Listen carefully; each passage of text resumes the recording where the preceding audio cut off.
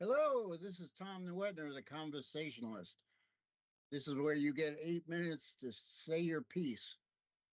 It's important that you get involved. Why? Well, like and subscribe. Understand what we're doing here. We're trying to be as accurate and to the date as possible. So, tonight's topic was one that just hit in the last 48 hours and really blew up in the last 24 hours. And that is the adults need to get in charge again. Let the adults speak. Let the children listen and learn. That's how it's been right up until Gen Z, and now Gen Z is running the shop. But they don't have any background or any kind of competent way to put everything together. This is not about age, though. Remember that. That's the most important thing. You can be 19 or you can be 80. If you're well versed in what's going on in the United States of America, then you will be an asset to us. You will be one of the problem solvers and one of the people that we're looking for. It's important. We need to take our country back. So, like and subscribe, as I said, help me out, grow my channel for me. Uh, on these live broadcasts, send me an email, send me a text, send me anything that you can. Join in. I don't care. It's important that you get involved. It also makes my producer happy, right? It 100% makes me happy.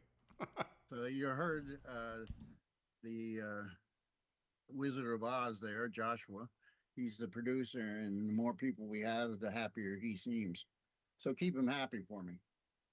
All right. Well, Cooper just made an appearance. So that's my soon to be service dog. All right, let's get with the topic. Stop horsing around. Right now, the children are in charge of the United States of America. They are running us into the ground. Like I said, over the last 24 hours, this is blown up. You can research it for yourself. You can be as positive or negative as you want, but stay on the positive side for me, just for the next hour. We need, as a country, we need to let the adults take over again. We have failed everybody. We have screwed up everything. Uh, Basically, we have not trained our children. Our educational system, we voided it. We made stupid shit out of it. They teach feelings and all these, acceptances where, we never accepted all these weird and unusual situations. What we did was question them. But now it seems like everybody is, anything can happen.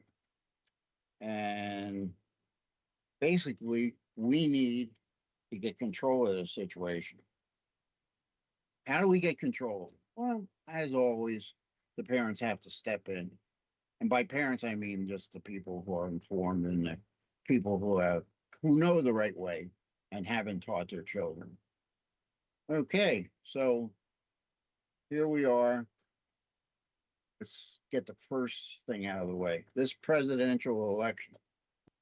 Are you scared? Because I am. And my policy is vote, vote, vote. And then hold that person you voted for accountable. We did it in the 60s, the 70s, the 80s, the 90s. All of a sudden, 2000, we don't hold anybody accountable for anything, from the president all the way down to the street sweeper. Everybody does their own thing. And it looks like it. And it feels like it. Come on.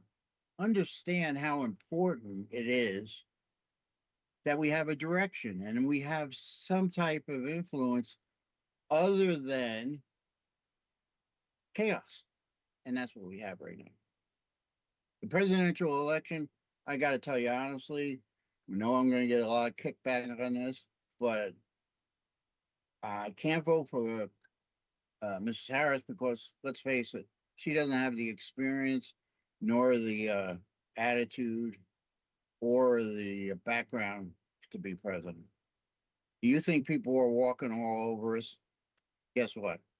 When she becomes president, oh, and she might become president because she's doing a big giveaway, guys. Don't underestimate how much she's planning on giving away. And people right now are scared and they'll take anything you'll give them because they're stockpiling, they're hoarding, they're out of money, their interest rates are up, their everything, the pockets are empty, and the shelves in the grocery store. I was at Aldi's today. Man, there was a lot of empty shelves for Aldi's because they usually stay, you know, stocked to the max. They're stocking all day and they come in an hour early inside, but not today. Not today. It was barren.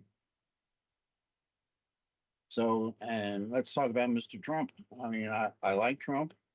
I like some of the things he says. Some of the things he says frighten me, especially if, he dies in office and the jackass he uh, plans to be his vice president gets in. He's the same problem as Harris is.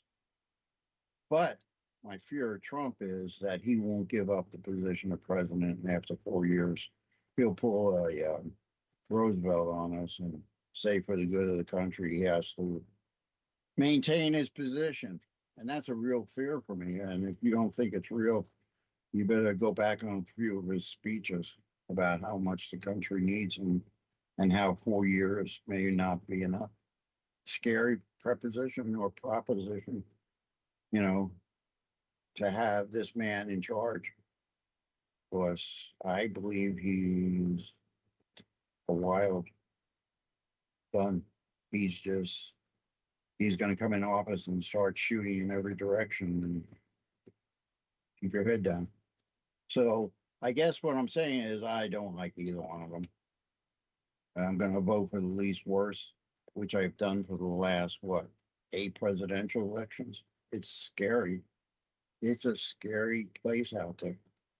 When you have incompetent people running the country, when you have 3-letter agencies running the country that aren't voted for, when you see the amount of money we're printing and sending everywhere over the globe, and I don't mean just Ukraine, I mean everywhere we're sending money.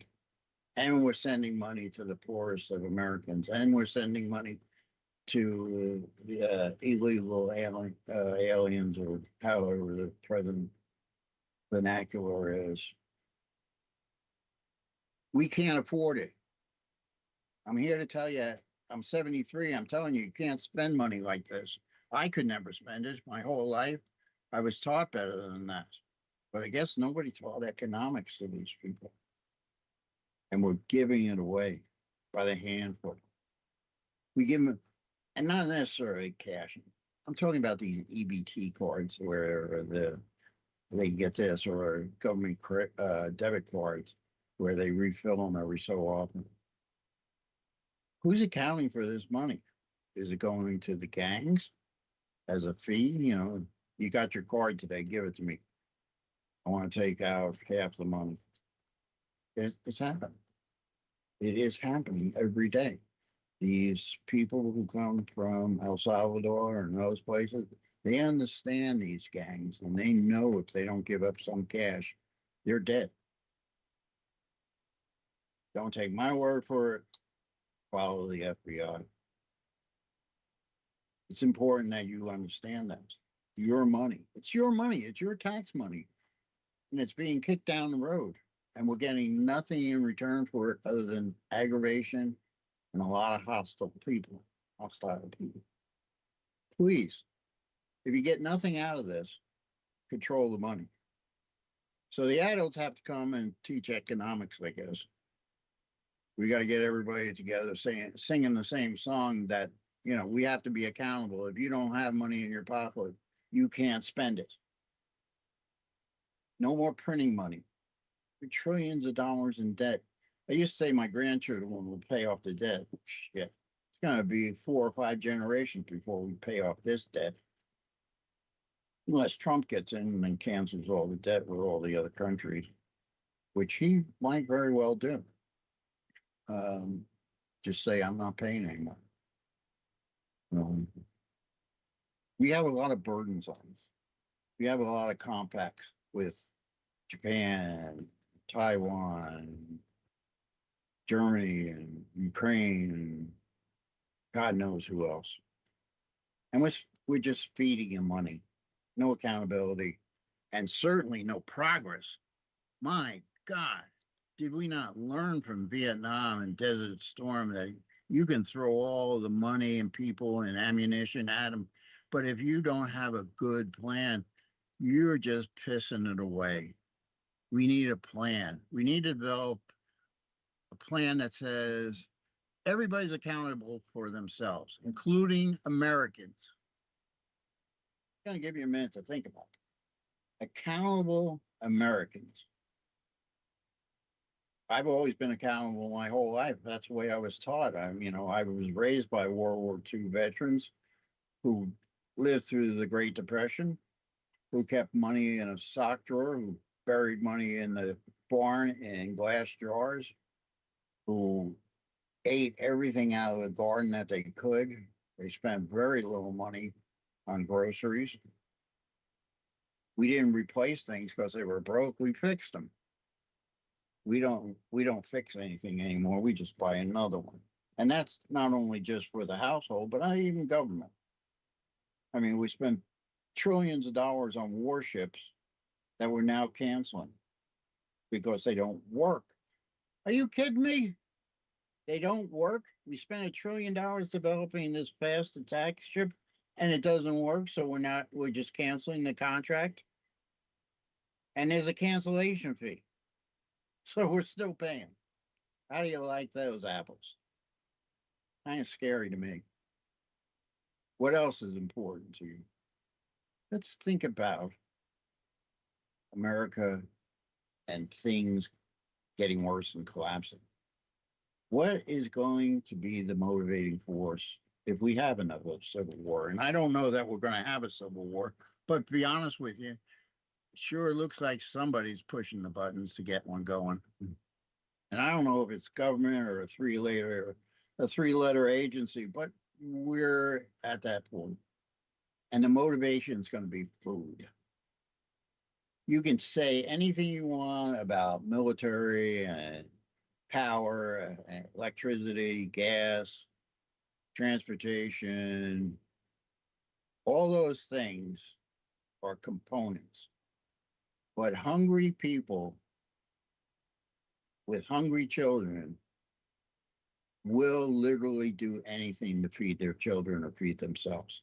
And the more hungry they get, the more desperate they get. And they'll do whatever it takes to survive. Now, you have these big cities that are going to run out of food in 3 days because no trucks are going to get in, right? And they got to replenish the food. So 3 days is as long as these cities can last. And then they're going to come out of the cities looking for food, looking for water, looking for, the necessities of life.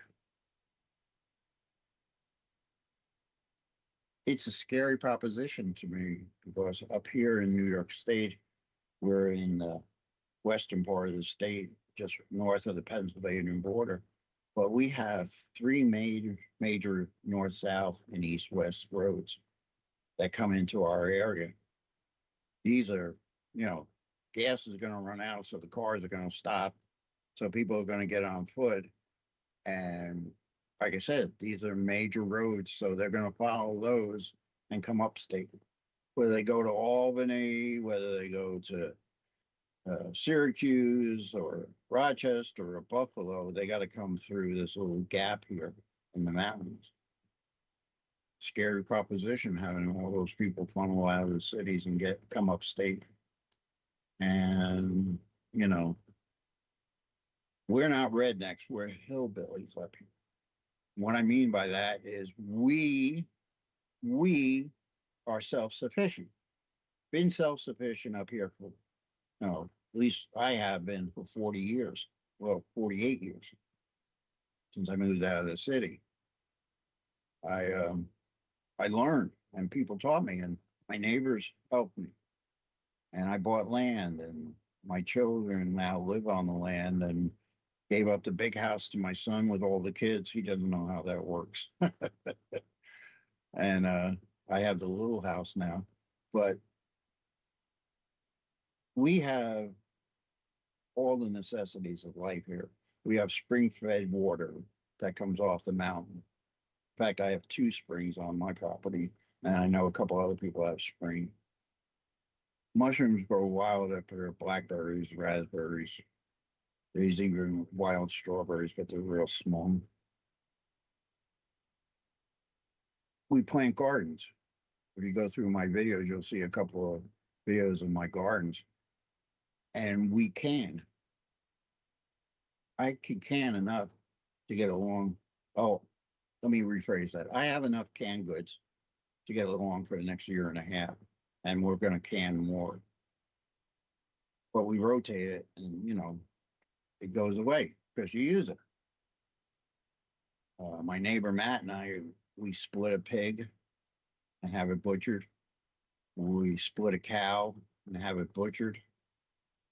We don't go to the grocery store for steaks. We don't go, we have chickens, so we have our eggs. So that's being an adult and being prepared. If you live in the city, you should be prepared. You should have a week's worth of food in a backpack that you can skedaddle with, get away from the problem. Am I being an alarmist? I don't think so. I think I'm being a realist. Now, the adults among us will do something to protect themselves and their family. The children will run around when the power goes out. They can't play the video games or go to their favorite dessert bar or whatever else God knows these young people do nowadays. But that's not going to save them. And it is not going to save our country. You understand what I'm saying? The adults must take over and save this country today, not tomorrow, not the next day, not a week from now. We need to start right now. We need to vote, vote, vote, and hold these people accountable. And if they're not accountable, if they don't do it, we get rid of them in the next round. 4 years for Congress, 6 years for the Senate, 4 years for the president. We got to get rid of all these 3-letter agencies. We got to get the FBI down to 20%. We got to do away with the CIA. They work against the American people more than they do good for the American people. They're the biggest bunch of liars and connivers in federal government, and you don't vote for any of them. They get appointed. And half the appointees don't have any knowledge of what they're doing or the agencies they're running. This bureaucratic line that's been there forever runs the agency. The head of the agency is just there for a short period of time, and it looks good on their resume. And then they go be a lobbyist or an influencer on YouTube.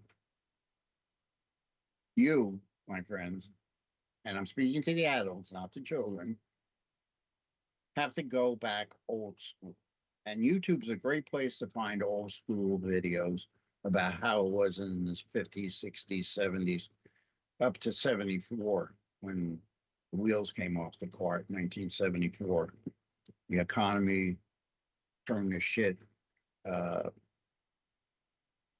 Politicians in 1974 started to make a career politician. Before that, they weren't career politicians, and they didn't spend half the time they do now in Washington. They had other jobs, and this was a job that they went to for 3 days a week or whatever, and then they went home. Now they're there 4 days a week. God bless them. They gave us an extra day, But then they disappear until Tuesday afternoon or Monday afternoon. Then they don't do anything till Tuesday or Wednesday or Thursday, and they're out again. Oh my God. You know, why am I voting for somebody for a full-time job with these great benefits? And all of a sudden, they're an entity into their own. All they're there for is to push the most ridiculous things possible. Is that scary to you? Because it's scary to me. I'm sorry if it's not scary to you. Maybe you should wake up and look around. Gasoline is at an all-time low right now. Down the cost of barrel of oil just went down another $2 today. Why? Oh, it placates people. You can put gas in your car, you can jump in your car with a family and go off to a local campground or amusement park, whatever, right? So right now they're placating you with cheap gas, keeping you occupied. Remember, government does something over here, but over here is what they really are doing. There's always a crisis over here to keep you away from the crisis that they're making or that they're in the middle of over here. So whenever you see a crisis, look over on the other side, look around. Something bigger is going on. That's old school. You know, we were taught, keep your head on a swivel. Do not accept things that are presented to you in an official way without background, without research, without just a understanding of it. I mean, let's face it, you have to understand that AI and the internet and all these things, it's just people talking like I am. They can say anything they want. They can Photoshop anything they want. If that doesn't scare you, oh well, it scares the hell out of me. Scares the hell out of me. Why? Because not only America does it, but the Russians and the Chinese. I mean, they're influencing us every day. Every day. We have to put up with not only getting news now, but is it correct? Is it real? I mean, I've never, maybe the last 10 years, I've started understanding that the internet, as wonderful as it is a garbage can. It's a garbage can. There is so much going on here that I would say probably 70% is just pure garbage, maybe more. I don't get my news from broadcast news. I get my news from overseas. I look at raw footage. There's a lot of websites you can go and watch the raw footage of these things, and you can understand them without some talking head from NBC, CBS, or ABC telling you their point of view of it or their interpretation. It's important. Why is this important? Because if you see the raw footage that's posted, or you follow Thomas Sowell or any of those great thinkers, you're going to get a different perspective than the government's giving you. They're not challenging the government. What they're doing is researching and putting out a logical affront to the irrational government officials and elected officials. My dad, God bless him, said, if you can't shake the man's hand and look him in the eye, don't vote for him. Well, the country was small enough then that you could do that. I mean, they came around on a bus and they stopped at the local Legion or the Sons of Italy or the Elks Club and the Moose Club. And sometimes they put on a meal and you could sit there and you got your turn to talk to these politicians and look them in the eye and see what they were about. Now it's all ads. professionally made. The packs are behind them. You know, they can only spend so much money, so they make a pack to spend the rest of the money. Scary. Scary. What are we doing with voting? Why in New York State right now you can vote right today. You just fill out the paperwork, put it in an envelope, send it in. I thought we voted in November. What the hell are we doing? And this notion that people can't get IDs or people don't like the fact that you have an ID to vote.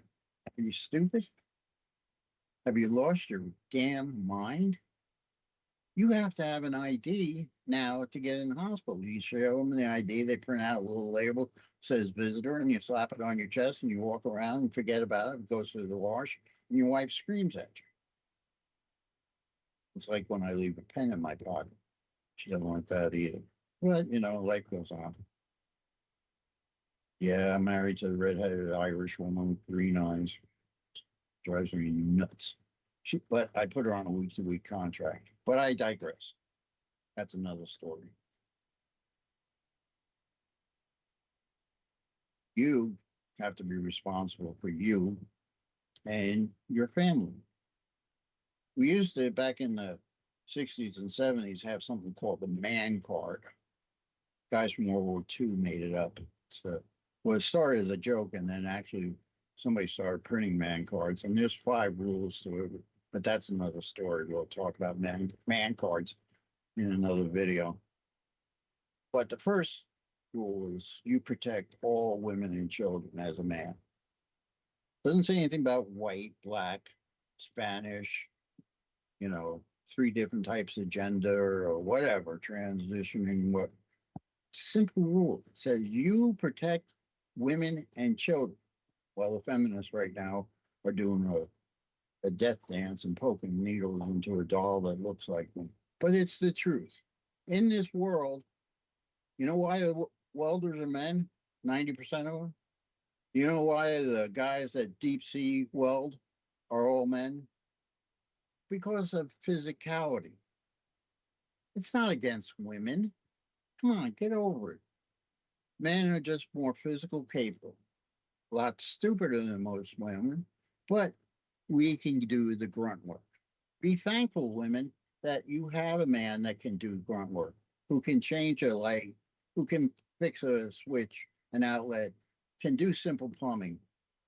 My mother said, I'm going to make you worth something so a woman will marry you. So she taught me to vacuum, sew, cook, clean.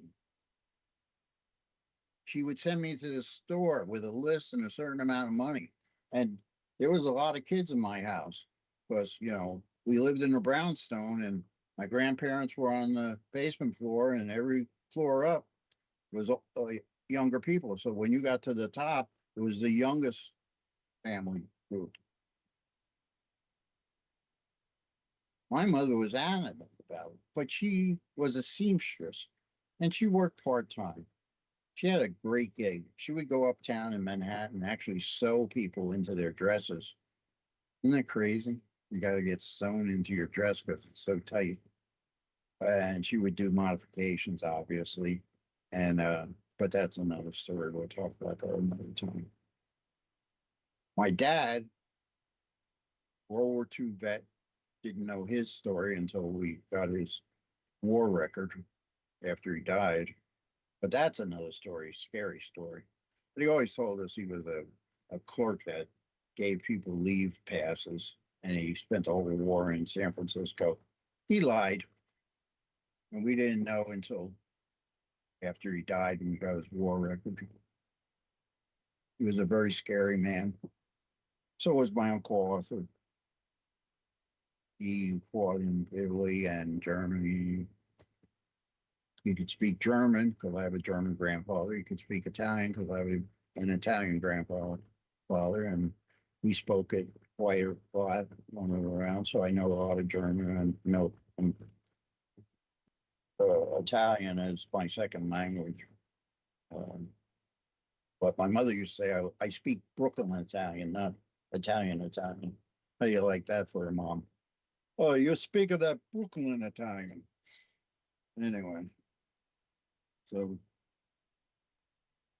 I'm talking to the adults again. Put your head up. Don't don't space out on me. Find one thing, please. All I'm asking you to do is find one thing that you can fix, whether it's local, your local village commissioners or your county commissioners. Go up to the Senate level in your state and Congress and your state representatives. Go to your federal government. Find out what's happening. Do your own research. Don't get it from broadcast news because it's going to be bullshit. It's going to be filtered so many times for correctness that you're not getting real information. And that's scary to me. You have to get real information and then you have to act on it. And I'm speaking to the adults. That's my service dog. Sorry. Here's the adults in the room have to be responsible. And by doing this, you're going to teach the younger people how the system works. Once they know how the system works, once I knew how the system worked, then I could work the system. And right now, we're not working the system. We elect these people for 20, 30, 40 years. They don't accomplish anything. They spend all sorts of money. Look at Nancy Pelosi. She's made more money being a senator than anybody, and her husband's richer than her. How does that happen? How does Reverend Sharpton get away with a $6 million tax? He owes $6 million and nobody goes after him. Shit. I remember one year I made a mistake on my taxes. That's before I got an accountant. And they came after me in 2 years and they put a whole shitload of fees on it. And I think it was $750, if I'm not mistaken. It's been about 20 years. But they wanted their money. And they were going to, boy, that letter was scary. And I paid it. I paid it right away because I was literally afraid of the IRS. I'm still afraid of them. That's why I got an accountant, because without an accountant nowadays, you're lost in this. You know, about 10 years ago, I was sitting in Dunkin' Donuts and somebody said, well, let's be smart about this. Let's just do a flat tax. I mean, you know, there's people like Trump who don't pay any taxes. And there's guys like me who pay about 37% of my income in taxes, and then I have to pay taxes when I buy stuff. So I'm getting double ripped, and so are you. You understand how this works? Is there a light going on in your head? I hope so. I hope that something's getting through to you, and then you can teach it to the younger people, whether they're your kids, your friends, or some of you just trip over playing a video game in your basement, which I did today with my grandchildren. They took over the whole basement and decided that they were going to have this grand gaming with people from all over the world and screaming going on. And I don't get it. I've played a couple of games. I like them, but I don't get being on there for 4 to 6 hours. I mean, literally not going to the bathroom, having to run because you're going to pee yourself. This is ridiculous. Or having a bottle. One video I saw, the guy had a bottle he was feeding in while he was playing. That's called a trucker's friend. Truckers used to keep those in the truck so you didn't have to stop, you know. And these guys are using it for playing video games. I don't get it. So I'm old. Leave me alone. Stop picking on me. Come on, guys. Got to get proactive. And what I mean by proactive, not aggressive, not confrontational. That doesn't do anything for you. Nothing. What you have to do is understand what's going on, understand how you think about it, and get it down to 8 minutes. people start to fade out at 5 minutes, but they'll listen to 3 more minutes if it's interesting or it pertains to them. You understand? But 8 minutes is the max. People will tune you out after 8 minutes. It's just human nature. We want everything instantaneous now. Microwave. Come on. You know, the light's too long. By the way, it's turn signal, then brake. Not brake and turn signal and brake. Figure I just throw that in there, but that's another video, another conversation. So I call everybody brother, even if you're a woman. It pisses a lot of people off because I feel a connection. I didn't feel this when I was younger or middle age. I feel it now when I'm older because I feel like I failed in some way to understand what the younger generation needed. And it wasn't until the last 2 years when I had the time and the ability, and I learned how to use a computer. My daughter, my IT person, taught me how to use a computer. She taught me how to use my phone. Before that, oh, by the way, if you see something weird, it's because I have fat finger syndrome. So just bear with me. I'm a novice at this, especially YouTube videos. If it wasn't for Jason, I'd be wandering in the circles. And I guess sometimes I still do. For me, it's important that you understand me and you understand where I'm coming from and you question everything I say. It's important that you ask for clarification or you ask for additional information because I don't want anybody walking away from here and saying, well, he said this. Well, that I might have said it that way, but that's not how I meant it. So I'm going to do a lot of corrections. Joshua's going to have his hands full.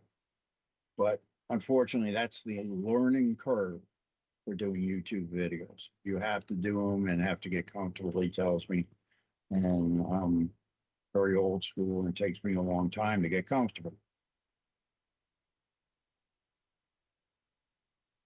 Is it important to you?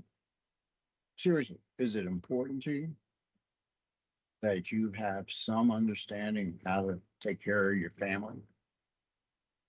Or are we just running around like chickens with our heads cut off, banging into everything and getting through the day and then tomorrow morning waking up and doing the same thing? You can't do that anymore. I'm telling you, it's not possible. We've been doing it since the 70s, late 70s. 2000, we just fell apart. We just decided that anything goes after 2000. All right, probably going to hit a sensitive note, so here's a red alert. Genders. Sorry, there's only 2 genders. The rest of it's mental illness. Furries. You ever hear about furries? These are people that dress up like animals. And my hand to God, there's places that put out litter boxes in the bathrooms. Is that crazy? Seems crazy to me, but everybody tells me it's the new world. The new world. Are you scared? I'm scared. I went into, have you ever watched these videos on the Walmart people? Oh, they're hysterical. How people dress, what they're doing in Walmart. I used to watch them. I don't watch them anymore because it's too real. Because that's shit I actually see in this little place called Binghamton, New York, 8 miles from me. I see them on the street. I see them in Walmart. I see them in Target. They're scary people to me. Maybe not to other people, but to me, when you think that you're an animal or that you're a third gender, I'm a little leery of you. I'm sorry. It's just maybe I'm old school. I don't know. I have to question these things, and I want you to question them. Because if you're questioning them, I'm questioning them, more people are questioning, maybe we can come back to earth.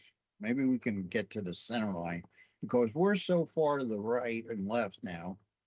The middle is empty. We have literally gone off the tracks. The train is sitting there full of steam and we're off the tracks. Russia knows it. China knows it. They're hacking everything. According to one of the reports that were released in January, it was China can turn off our electricity anytime they want. How scary is that? They have the capability of turning off our electric. And I don't mean in the Northeast or California. I'm talking the whole country. Think about it. Are you ready for, say, 3 weeks of no power?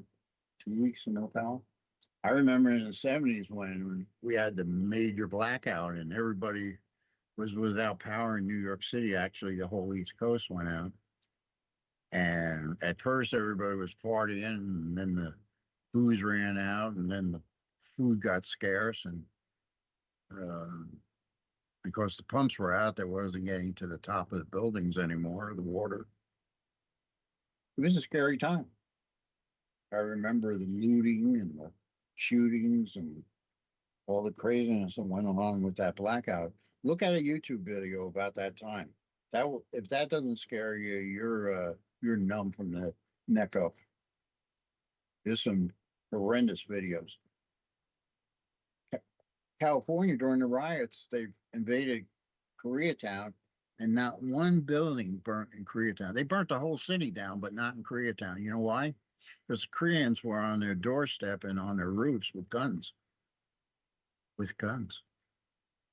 So you people that say, you know, guns don't solve problems, they make problems, you're wrong. You're wrong. When somebody's hungry and they want what you have, you'll either give it to them or they'll take it because they're going to have guns. Now, that's a controversial issue. And also, it's another story that we can talk about.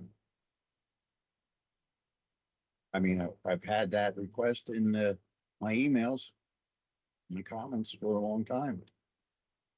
My views on the Second Amendment. I am a gun owner. I've been a gun owner my whole life. We had, in high school, we had ranges. We had shotguns and racks in our pickup trucks. When I moved out of the city, you at least carried around a 410 shotgun with birdshot in it, so you could, shoot a quail or whatever. They're good eating, and bring a couple of quail home. And mom's real happy with it for like 10 minutes.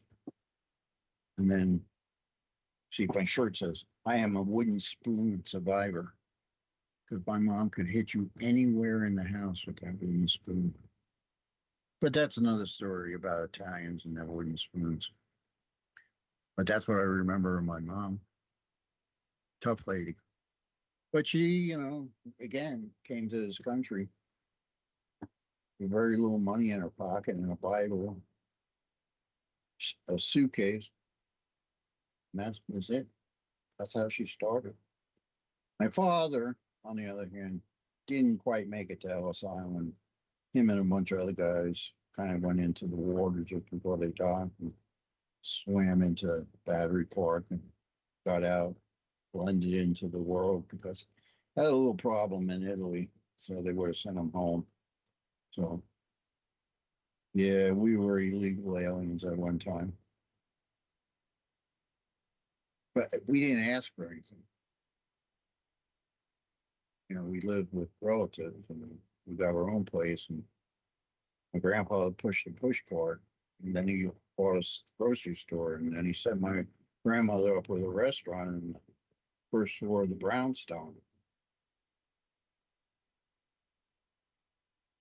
You, for lack of a better term, have to go old school on this to solve these problems that we have in this modern era. And what do I mean by old school? I don't mean some boomer standing in the corner and complaining about these kids on skateboards and why they're running in traffic and don't they, why are they pushing past me? Don't they know to hold the door for an old person? No, I don't mean that much. What I mean is you have to be a thinking entity and then pass along that knowledge to whoever you can. And I want, once again, I'm not talking about 19-year-olds and I'm not talking about 20-year-olds. I'm talking about everybody from 60 down. I was at a conference and I asked 9 people, what's the difference between a democracy and a republic? Because we pledge allegiance to the republic, not to a democracy. So everybody in this country should know the Constitution, the Bill of Rights, and the difference between a republic and a democracy. Now, the Democrats push democracy because they can get away with the most under a democracy. The Republicans used to push the opposite, but all of a sudden now the Republicans are talking about a democracy. Are you kidding me? We're in a democracy. The majority rules, and the little guy, the guy who's saying, you know, the king doesn't have clothes on, gets screwed in a democracy. He's not heard. But in a republic, everybody gets heard. It's simple. I mean, look up the YouTube. There's a 5-minute video that shows you the difference between a democracy and a republic. I learned this in school. I mean, we were tested on what's the difference. Why is America a republic? I mean, we weren't taught about genders or, you know, safe places or feeling good about yourself. They didn't care if we felt good about ourselves. They didn't care if we were having a bad day. The teacher was up there for 48 minutes and presented that class. And then you moved on and another 48 minutes. And sometimes there was 30 and 40 people in my, at Edwin Markham Junior High, there was 40 people in my classroom. It was up to you to understand the lesson plan. It was up to you to do your homework and get it in on time and get your essays in on time. There was nobody there with an AI to do it for you. Shit, we used to use typewriters. That's how old I'm talking. I am old. But I kind of believe I haven't lost all my mental abilities. It's important that you understand I'm coming from a point of view that we need more education in this country, mostly about government, some on economics. And the last thing we need is more touchy-feely, safe places. We need to get the kids out of the basement, get the controllers out of there.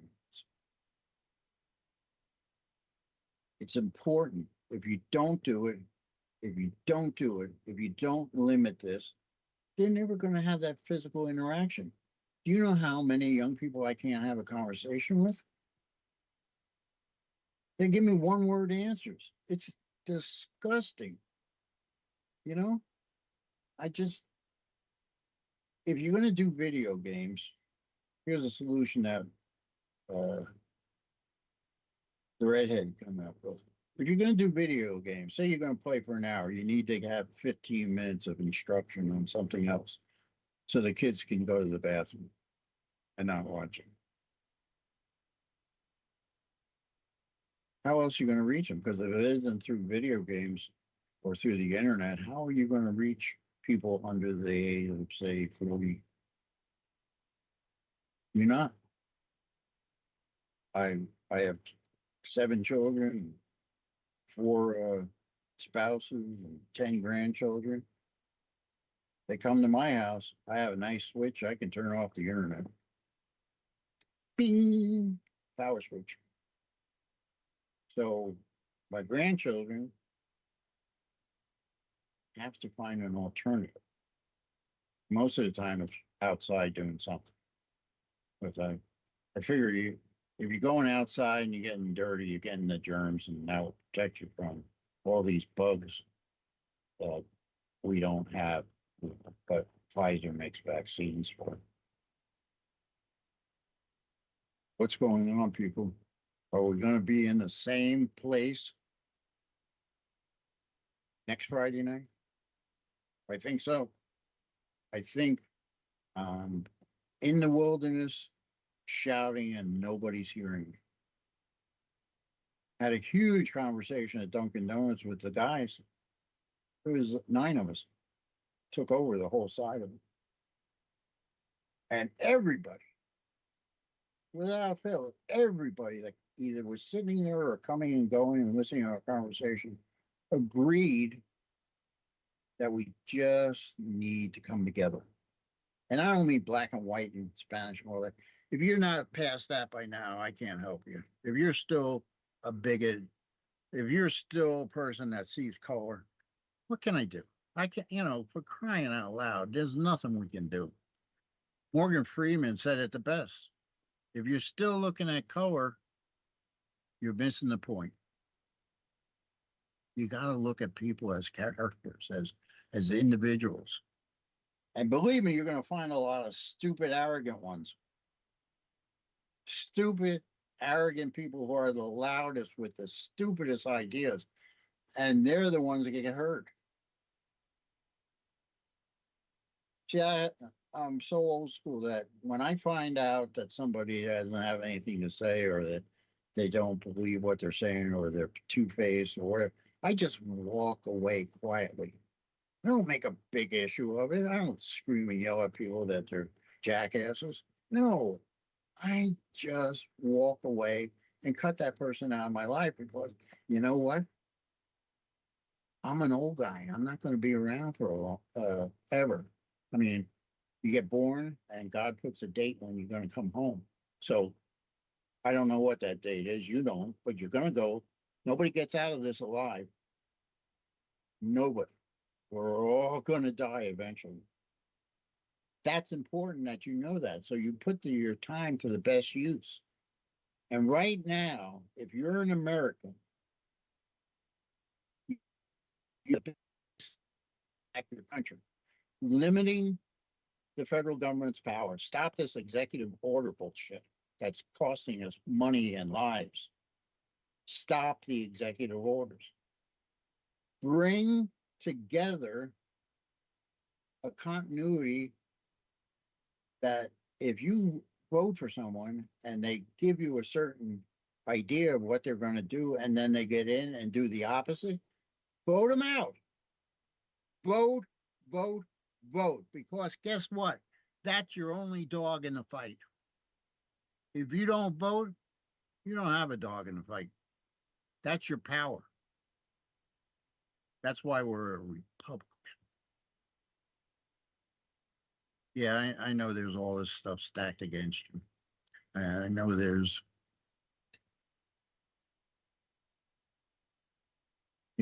bigger powers in the deep state and the dark web and all this crap. But we're Americans. Every time we've had a major problem, World War I, World War II, Korean War, Vietnam, pandemic, thank you, Dr. Fauci, and whatever. Americans stand together. 9/11 proved that. Spent 97 days cooking right outside Ground Zero for the Salvation Army. Saw it all. It was terrible. I still have nightmares about it. But we come together as Americans, and now we need to come together and take our country back.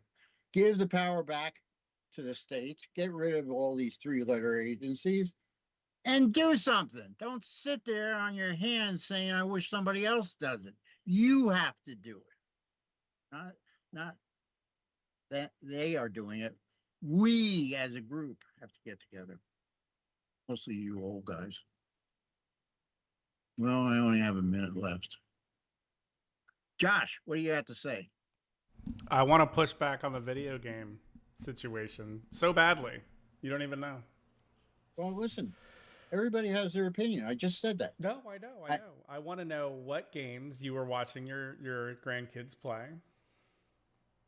Oh, How the hell would I know? I got to Right. ask him. So yeah, right. And right away that changes the dynamic of things, right? I'm an avid gamer. I'm an avid gamer. Yeah, but you're also a geek.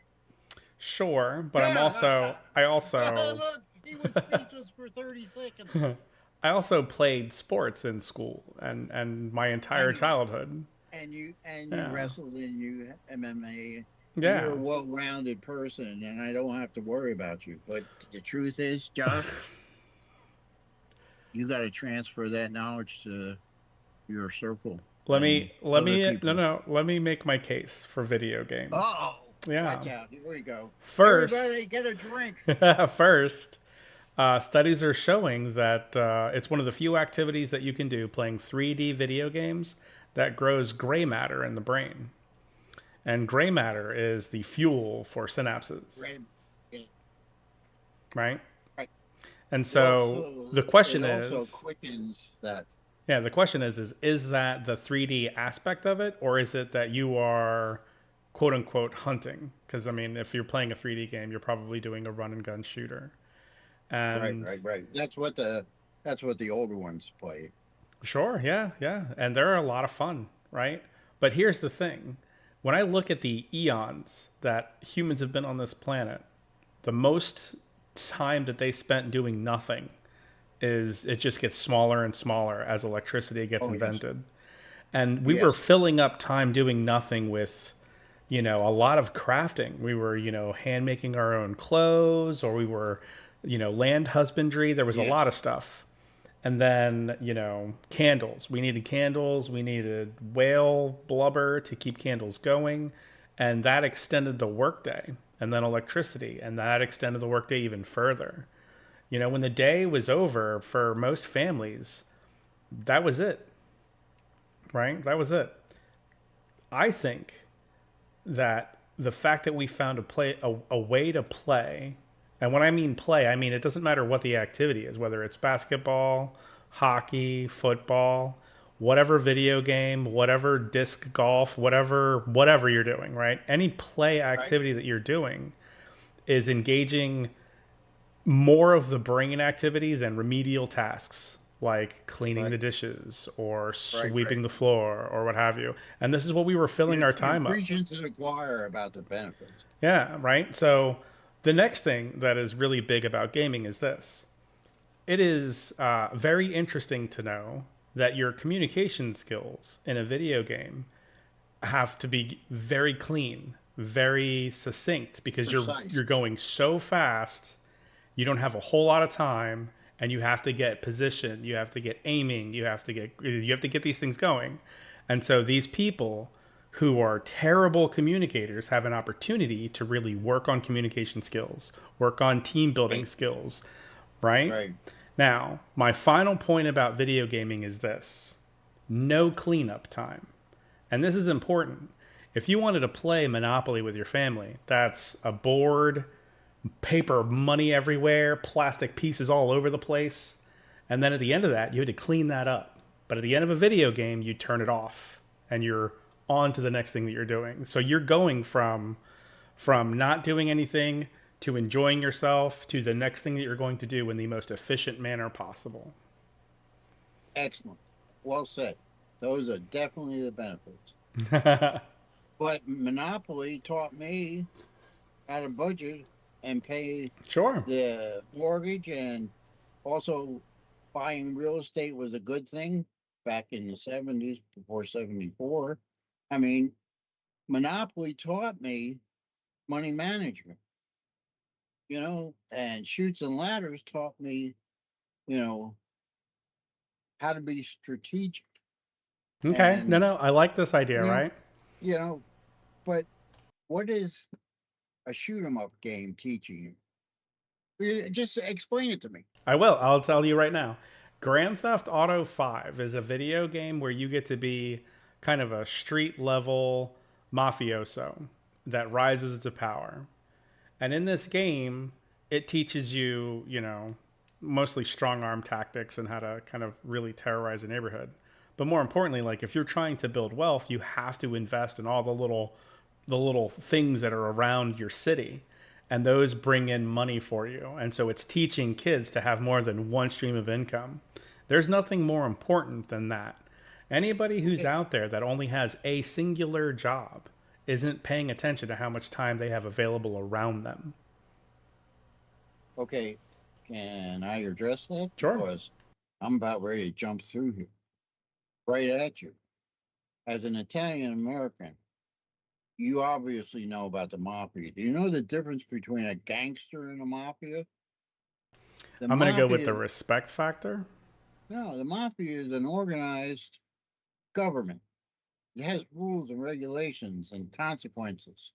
It's money making. Where people are held A accountable. gangster, a gangster is this thug who everybody's afraid of until somebody takes him out. That's the difference between mafia and gangsters. So, I don't know if you're talking about a mafia or a gangster, but the Oh, Grand Theft Autos I saw, wait a minute, let me get there, have whores and gangsters in it, and they're killing innocent bystanders, and the shoot 'em up games. Look, there's 17 shots in a Glock 9. If you shoot it 37 times, something's wrong. I You agree. understand? I agree. That's hilarious. I do. I agree with that. Now I'm going to go even further old school. Statute of limitations never up, but I'm going to give you a for instance. This is what we used to call as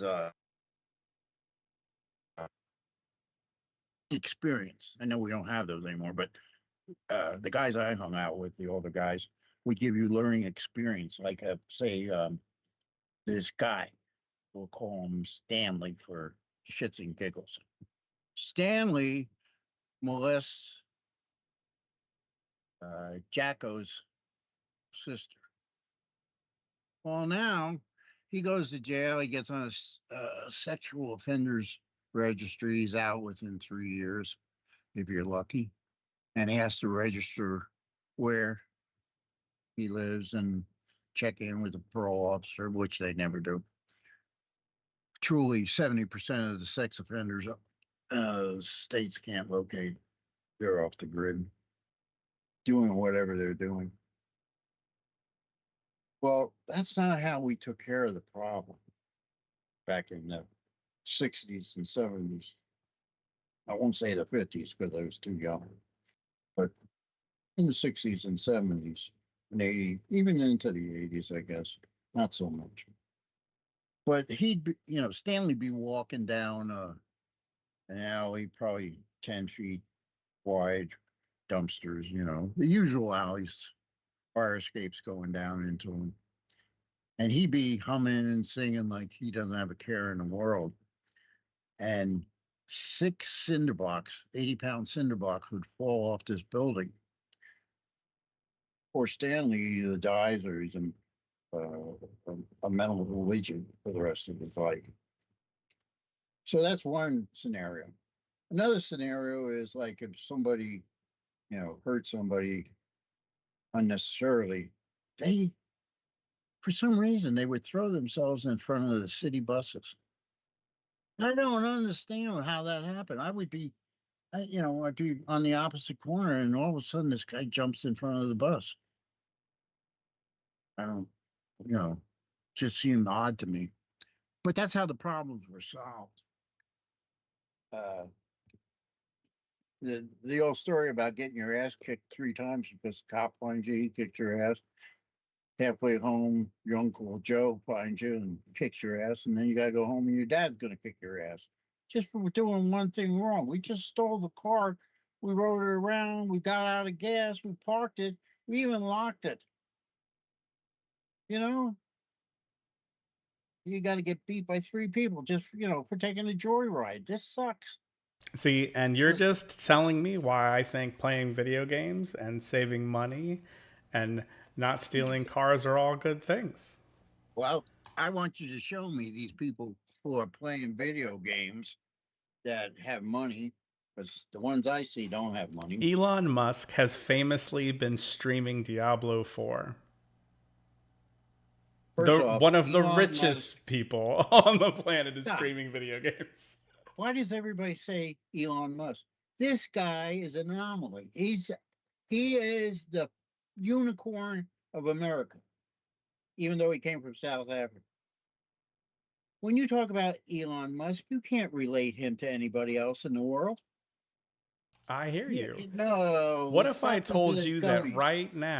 right now, there was an article it's not yesterday, the day before yesterday. They were interviewing what kids wanted to do. And it used to be that kids would want to be rappers, but now they want to be gaming streamers. It used to be that when you were rapping, you were flaunting money and you were showing status. But it turns out you have kids playing video games online making tens of thousands of dollars a month. Which is numbers that I don't understand. I'm going to Well, be honest with you. because of this. It's because of exactly why we're doing what we're doing now. Your audience is the world. The world, okay? Where else can you do that? Until this time right now, this was an impossible thing. Okay? All right, I gotta respond to this. Go for it. How much does the average football player make? I think American football is a $400,000 if you're on the team. Right, Yeah. right. About 400,000. How much does the owner of the football team make approximately a year? Oh my God, hundreds of millions probably. The game, It's the like 4 teams are million worth per billions. Yeah. It's like 4 billion a game, and if you get to the playoffs, then I think it's like 12 million a game. Right. But it's ridiculously expensive. That's why everything costs so much. Do you know that the NFL is a 501c? I thought they had to get rid of that. I thought they had to go private. Wrong. So they're still a nonprofit. A bunch of congressmen stepped in and saved their bacon. They're a non-profit. They don't pay any taxes. You pay for the stadium. They come to you and say, I'm going to move out of your city unless you build me a new stadium. And then Buffalo builds a new stadium and doesn't put a roof on it. In Buffalo, New York. Are these people idiots? Don't get me started on the NFL. I haven't watched the NFL in 12 years. You know why? Because on the highlights, I get the things I want to see, and I don't have to watch these idiots on the sideline and these talking heads that have so little insight to the game, even though they played it or coached it, but they have no human interaction other than grunting at some football player that he's not hitting hard enough. Get me off my pedestal. Please, somebody smack me in the back of the head. Well, I'm not saying that we're running over, I'm not right? saying that getting into an NFL team is easy by any stretch of the imagination. We're talking about the prize that you get for being in the top percentile of humans and being effective, not just physically, but strategically. Right? So these are special people. Okay? The ones that are the stars of the NFL. Right? We're not talking about like the chaff of the people that can't make the team or the thousands and thousands of college students that's the end of their career. Right? We're talking about the very tippy top in a league that we hope is rewarding meritocracy in an environment where we don't see that reward anywhere else. Right? And so when you look at a video game streamer and he is killing it, just constantly delivering, he's constantly showing up, he's constantly putting in the work, he's constantly entertaining.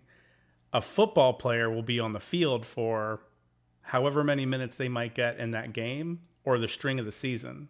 But a video game streamer is going to be performing at the highest level that he can for 4 to 6 hours a day. I'm going to respond now. Please, yeah. I wasn't born during the Roman era. I was born a little bit later. But in my education, we were taught about Rome and Greece and, how societies come together and then fail. And to your point, the gladiators got paid a lot of money That was entertainment. And as he got better and better, he got more and more luxuries and money and villas and things. And when you're at the top of your craft, you were almost like a god. People would bow to you when you walk through the street. You had to have a uh, what was it, cortege or cortege, something like that, of other gladiators to keep people away from you. So who's that sound like? President of the United States, right? Uh, All the people that say the Second Amendment isn't so you can own guns. Come on. People who don't like guns live in gated communities with armed guards. So we're talking about the same thing. The gladiators got paid a whole lot of money, just like your gamers. So this has been going on for centuries. yeah. I mean, they had to pay the legions extra money to go to England and Ireland and all those places. One, they were cold and wet. Two, nobody wanted to be that far away from home. So they had to pay them extra money to go there. Isn't that something? Look up Hadrian's Wall. Hadrian's Wall. Hadrian's Yeah. Wall. It's the most beautiful wall that you've ever seen. All the Romans that stayed behind went into Ireland and built these grand stone bridges and castles, and we still use them today. I mean, they're centuries old, and all they do is replace rocks here and there, but we're still using these bridges to get over the little rivers and things that were built by the Romans. Come on, you can go to Italy and see aqueducts that were built during Caesar's reign, and they still use them. They come from springs. In Italy, you can drink the water. You put your finger over the hole and it sprouts up, or you fill up your bottle. But you can drink the water right out of the fountains in Rome. Can you do that here in America? So everything is equal. What I'm going to wrap this up. Everything is equal, whether it's 430 or 2024. The methodology is the same. The way we do it is different. So I agree with you about there are benefits to everything. Believe me, I have learned there is nothing that's absolutely bad or absolutely good. And gaming is the same way. My grandchildren and even my children that play games, their reaction time is faster, their thinking time's faster, uh, but their scope of knowledge is smaller. So if we could expand the scope of knowledge to the things that you need to survive, like they can play the video game and shoot up, 37 people with a 17 shot gun. It is important that we use that contact. And I'm going to put right on you, Josh, the Wizard of Oz. You are a savant as far as your data and computers and all the miracles you work as Oz. But it's also your responsibility and people your age to figure out how we use this wonderful stuff. No, I hear you. And I think what's interesting is this. Not only are we living longer, but the mental capacity of operations is longer, right? And this is why you heard in France when they pushed the retirement age to 67 and they burnt the city down. Because there's a problem with people that are at the top that aren't handing over the reins and letting the next generation kind of take in, and they're not interested in retirement. They're like, I'm still fit, I'm still getting it, I'm at the top of my game. That's how they feel. They don't want to step down. They don't want to hand over any of this information. They're gonna keep at it. They're gonna keep at it as long as they can earn, as long as they can contribute, as long as they can continue to lead their family. They will. Yeah. Here's a shocker for you. Now I know the boomers they're not even considered anymore in advertising or purchasing power, although we have all the money. You know what? there was an article, and this goes back probably a good 10 years. So there was more boomers then than there is now. But if the boomers all quit, America would come to a standstill. I don't know if that's still true now. Probably Gen X is the one that, if they quit, the country would shut down. But I'll tell you what, I hand to God, and we can do another video on this. I still believe the boomers are the economic driving force, because I go on vacations. If I decide to go fishing, deep sea fishing, I put money in the economy at restaurants and hotels, and fishing. You got to rent a fishing boat. That's an example, guys. I'll give you another example. I don't worry about my credit cards. I mean, when I was young and had a family, I was always panicked about trying to get more money than I had. But I was raising a family and buying my houses and trying to make a living. We're talking 70s and 80s, from when I was born in 51 to 74, I couldn't have had a more perfect life. In 74, I didn't see it. I didn't see it until the 80s, but the whole country took a shit. I mean, I bought my first house. I was 4 months away from being 21 years old. I bought my house for $19,000. Now that house, wish I kept it because it's worth over $6 million. Well, people have added on to it and expanded, but the truth of the matter is that's what boomers are experiencing. We don't worry about money.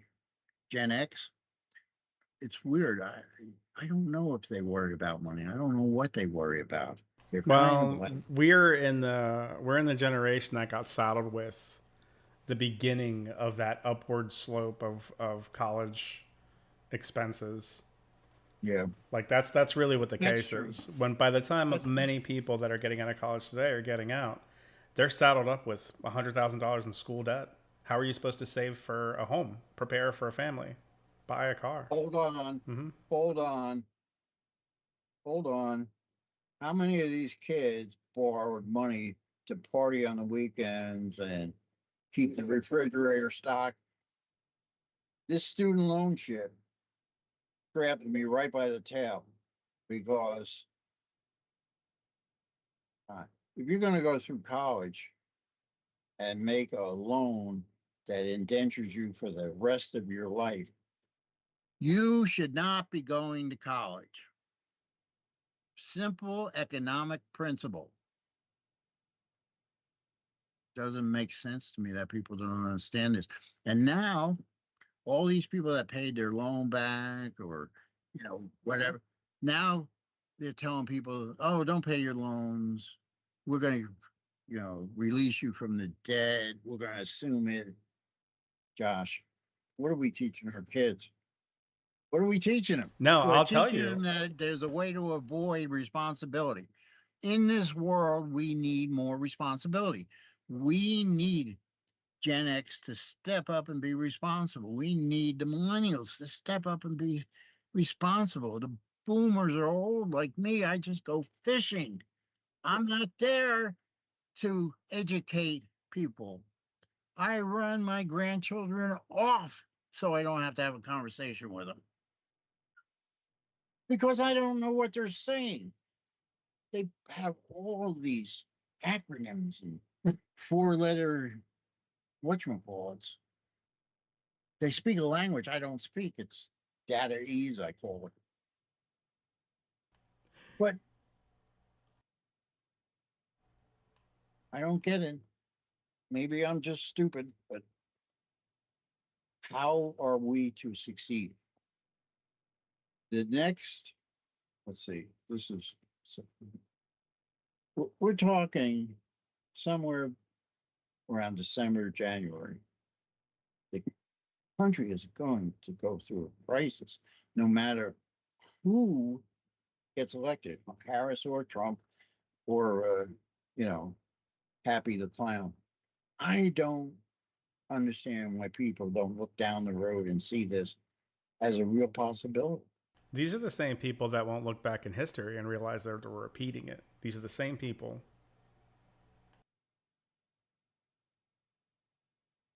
My hand to God. I wish I had, I got on YouTube with the purpose of being heard. I'd like to make some money too, but that's beside the point. What can I tell you other than something has to change? The If it first thing I doesn't would like to change, see changed is, like you said, the Fed stop printing money. One, two, get federally backed student loans out of the way. There's no reason for you to be on the hook at the age of 18 for anything, period. There's no way a bank would give money in that amount to a child of that age for 4 years of anything. Anything. but but again, see, you're missing the point. They're making tons of money, so yes, they will do it. And that's what you're hoping for in the representatives. You're hoping for somebody to represent you and stop the insanity. But we used to vote people out. No, you called it right in the beginning. Now we don't vote people out. They stay there for eternities. They make a fortune. Something went wrong somewhere between 1980 and then it seriously got wrong in 2000. And now we have career politicians and America is falling apart.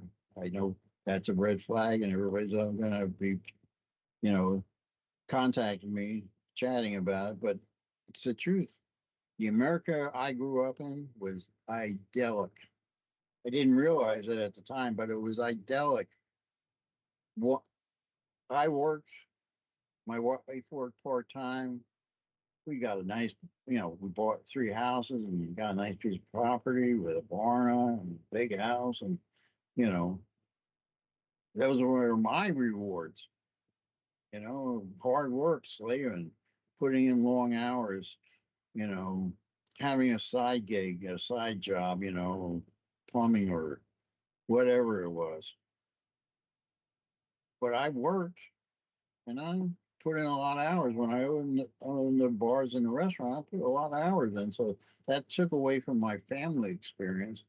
But when I was with my children, I was always there trying to get them to understand how I saw things. And I wasn't successful. I'm sorry. I'm a boomer, and we were told boomers work and get all the toys they want. Take care of your family, and now you're a success. Well, that's not enough to be a success in this world. I You have to think be an influencer. I think the latest math I saw was if your family made $80,000 in the 1980s, they need to make like $240,000 a year today Well, for a the same dollar's standard of only worth, living.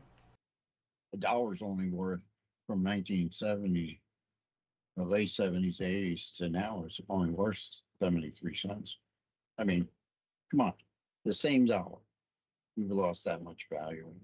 And I don't need, that's an old study. That's 3 years old. So imagine putting the amount of money that Biden's printing, the debt on top of that might be worth 50 cents.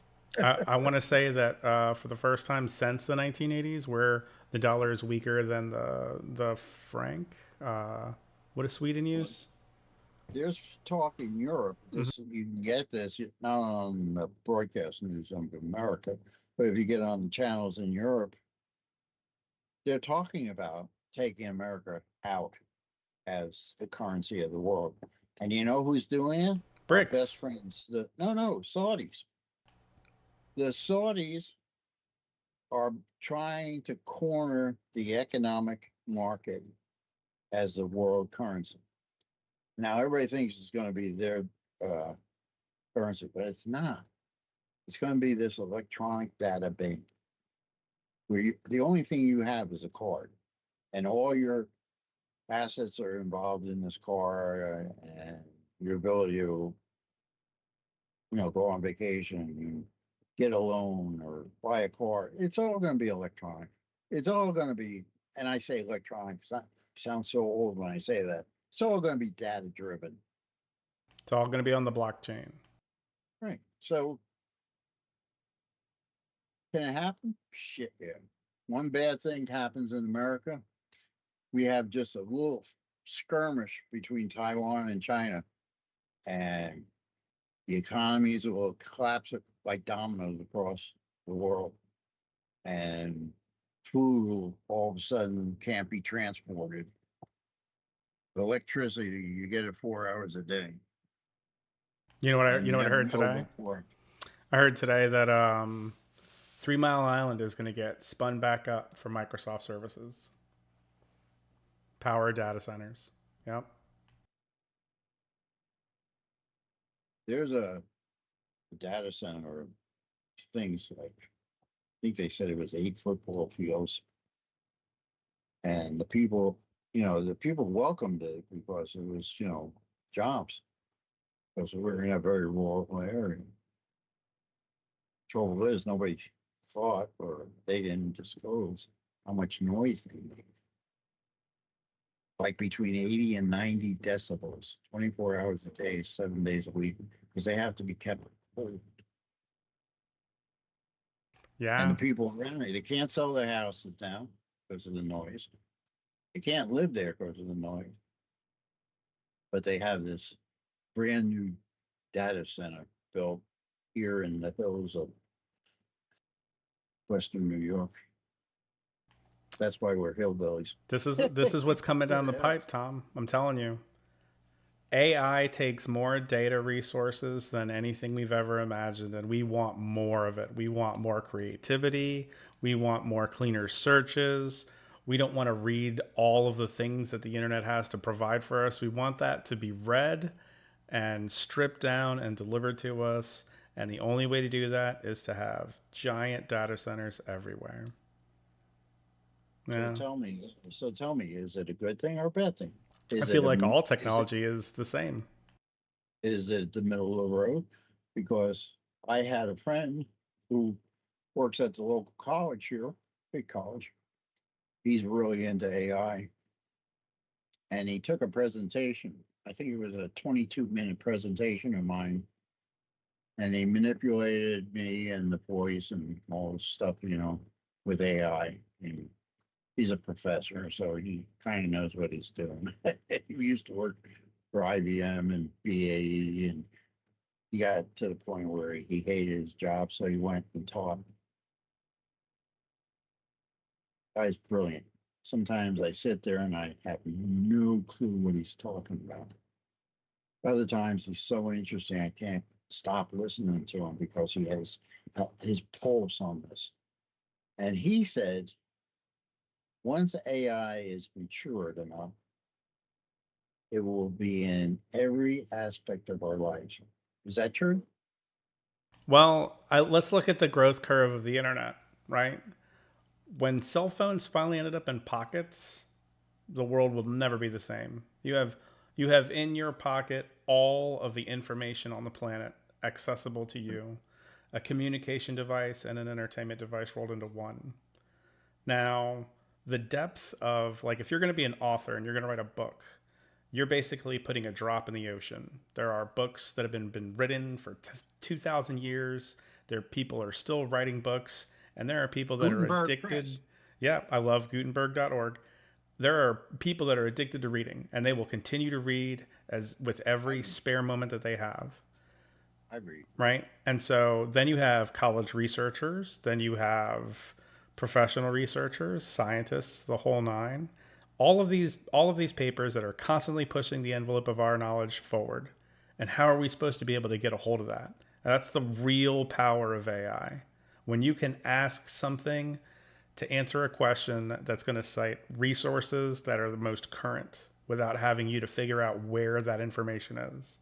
Google is probably sweating because they own the top two search engines in the world, Google and YouTube.